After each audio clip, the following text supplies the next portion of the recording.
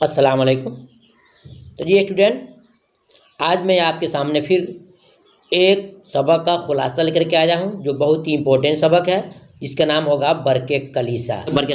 برق کلیسا خلاصہ بہت important chapter ہے جو آپ کے لیے بہت امپورٹنٹ بھی ہو سکتا ہے۔ تو دیکھیے، نظم برق کلیسا خلاصہ۔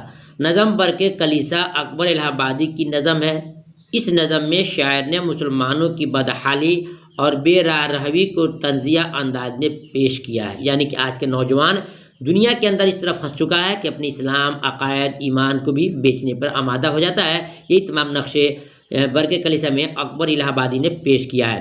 مسلمان بزرگ، پیغمبر، صحابہ کے واقعات کی طرف اشارہ کرتے ہوئے موجودہ دور کے مسلمانوں کو غیرت دلانے کی کوشش کی، یعنی کہ ان کو شرم دلانے کی کوشش کی ہے کہ آپ ایسا نہ کریں، بلکہ دنیا کے اندر سب کچھ نہیں ہے، بلکہ آخرت ہی جو بڑی چیز ہے اور ایمان سب سے بڑی دولت ہے۔ لہذا دنیا کے چیزوں میں پڑھ کر کے، دنیا کی عارضی لذت اور خواہشات کے پیچھے پڑھ کر کے ایمان کو فروخت نہیں کرنا چاہیے۔ یہی تعلیم اکبر الہ آبادی نے ہم نوجوانوں کو اور انسانوں کو، خاص طور سے مسلمانوں کو دینے کی کوشش کی ہے۔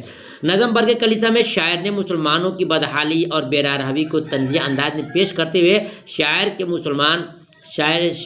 مسلمان بزرگ کے واقعات کا ذکر کیا ہے۔ ایسے مسلمانوں کے بارے میں بیان کیا ہے کہ جو انگریزی تہذیب کو ہی سب کچھ سمجھتے ہیں۔ جی، آج کا نوجوان دیکھیے، کھانے میں، پینے میں، پہننے میں، بال کٹنگ میں، سب چیز میں انگریزوں کے تہذیب کو اختیار کر رہا ہے، جو کہ غلط ہے۔ ان تمام چیزوں کو اکبر الہ آبادی نے اپنے نظم برق کلیسا میں ترجیح دی ہے کہ لوگوں، نوجوانوں، خاص طور سے مسلمانوں، ان کاموں سے بچو، بلکہ سب کچھ دنیا نہیں ہے، بلکہ دنیا ایک عارضی چیز ہے۔ انسان کو اپنے ایمان، اعمال کی حفاظت کرنا چاہیے۔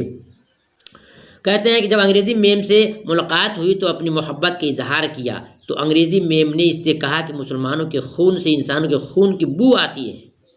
تو اس پر مسلم نوجوان نے کہا کہ میں صرف نام کا مسلمان ہوں۔ آج کے لوگ عارضی محبت اور محبت کے لیے اپنے دین مذہب کو بھی چھوڑنے کے لیے تیار رہتے ہیں۔ یہ تمام چیزوں کو اکبر الہ آبادی نے اپنے نظم برق کلیسا میں پیش کیا ہے، اور ہمیں آپ کو اس بات کی نصیحت دی ہے، وصیت کی ہے کہ نوجوانوں ایسا نہیں کرنا، بلکہ حقیقت یہ ہے کہ ہم دنیا میں آئے ہیں، اللہ کے پاس پھر جائیں گے، ہمیں احترام سے رہنا چاہیے اور اپنی ایمان اور اعمال کی حفاظت کرنا چاہیے۔ جی اسٹوڈنٹ، اس نظر خلاصہ ہے۔ پھر ملتا ہوں دوسرے وقت میں، تب تک انتظار کیجیے۔ خدا حافظ۔ السلام علیکم و رحمۃ اللہ وبرکاتہ۔